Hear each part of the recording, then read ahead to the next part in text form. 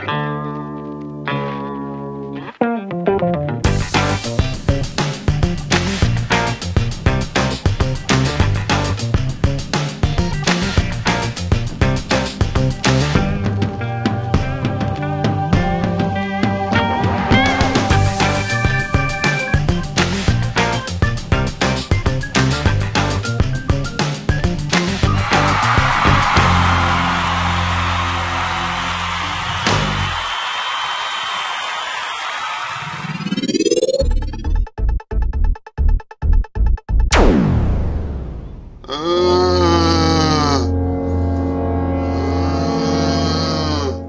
wrong, Jimmy?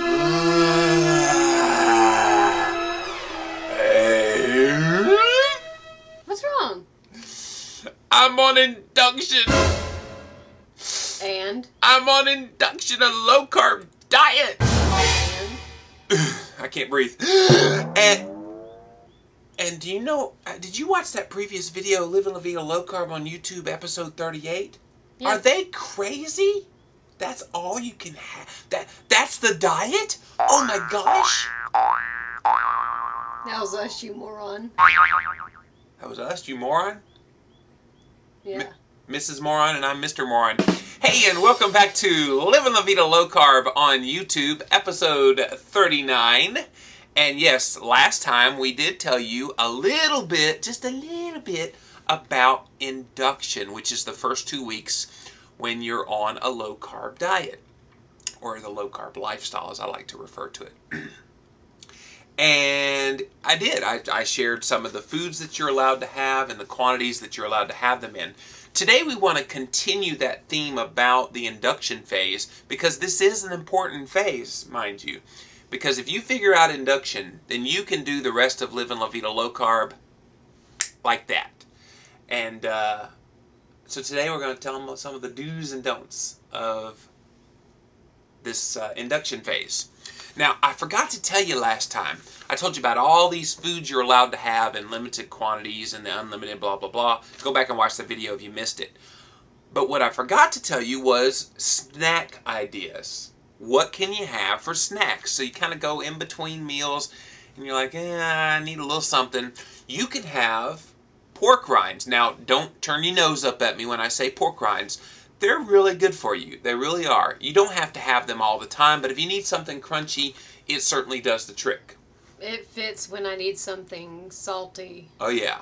But just be careful that they don't add any extra sugar. Some of the barbecue pork rinds are got some sugar in them. Yeah. But if you read the labels, always read your labels, you should be okay. My favorite one is pepperoni slices. I mean, when I got hungry on induction back in 2004 when I was losing weight, pepperoni slices were the bomb, baby! And you can heat them up in the microwave and they become crispy. Crispy. I think they get the idea. Yeah. You may have to do most of the talking on this one. My voice still is... Is my voice like this? I sound like a little old lady. I'm sorry. And yeah, so the other foods that you can have are ham, beef, turkey, other kinds of deli meats rolled up. Put a little cheese on a few of them. Watch out for the cheese. Remember last time we had limitations on the cheese. But you can have unlimited amounts of ham, beef, turkey, and that kind of thing. Again, read your labels because not all deli meats are carbohydrate free. Some of them are injected with sugar, so be careful with that. And then the last thing as a snack is deviled eggs. You know, you can make eggs and you know, for the deviled egg mixture, you take the yolk and you mix it with some mayonnaise, and you can mix it with a little bit of sweet relish. We found this really great, no sugar added sweet relish from Mount Olive, and it is outstanding. Love it, love it. A little bit of mustard in there. Little mustard, that's right. I hadn't made deviled eggs in a long time. And if you like it crunchy, some celery or onions. She knows her stuff. You go, girl. All right, so let's get into more of the do's and don'ts about induction, because it is important. The primary thing you are trying to restrict when you're in induction and on low carb in general are carbohydrates. There's no simple or complex carbohydrates permitted at all. Examples of some simple carbs that you absolutely must avoid: white sugar, brown sugar, honey, maple syrup, cornstarch, barley malt, milk, which is lactose, that's the sugar that's in milk, fruit juice, fruit, and etc. Now, a lot of people say, well, fruit is healthy and you should really not avoid that. We're not talking about avoiding it forever. If you go back to one of our earlier episodes, I think it's like episode 2 or 3, I talk about some of the low-carb fruits you can have later on. It was 2. It was episode 2, thank you. Because you wiped your mouth on my shirt. Yeah, that's a little retro. Yeah, you were eating cantaloupe. I understand what I was doing. I just forgot what episode it was. Now, as some of the complex carbohydrates that you want to also exclude and are also, you're so funny, also regularly promoted as healthy are the whole grains. Yeah, I saw a commercial the other day. It was bragging about the cereals. I think it was General Mills. Now all their cereals have whole grains in them. Ooh, Lucky Charms. Whoop-de fricky-doo.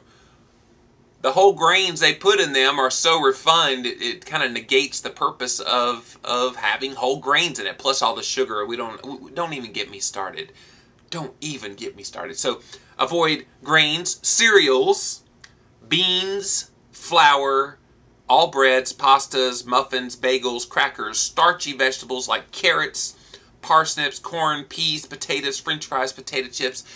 You get the idea. Complex carbs don't get enough bad press.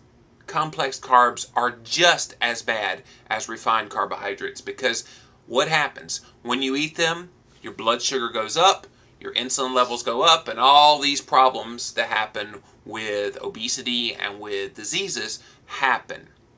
Just because it doesn't taste sweet to your tongue does not mean that your body does not react in the same way as it would sugar. And so it's a big myth to say, well, just eat complex carbs. Well, yeah, they get digested slower and the blood sugar rises slower, but you still get the rise. So you want to try to avoid carbohydrates as much as possible, except for the ones that we talked about previously. What? Nothing. She's on a kick today. I'm not sure what she's smiling about like that. So anyway, let's move on to fats and oils. All fats and oils are allowed. Did you hear me? All fats and oils are allowed. Fat is your friend. Butter, especially. You want to choose butter. You want to choose monounsaturated oils such as olive oil and canola oil. They're especially healthy as your cooking oils. Avoid margarine because they have trans fats. You don't home margarine. For salad dressing, the ideal is a homemade oil and vinegar dressing with some lemon juice. You can also have blue cheese, ranch, Caesar, Italian. If the label says 1 gram of carbs per serving, don't get the fat-free, the low-fat, the light, any of those, because most of those, they add more sugar, which is carbohydrate. You don't want to do that. Chopped eggs, bacon, and grated cheese are also great to put in your salad.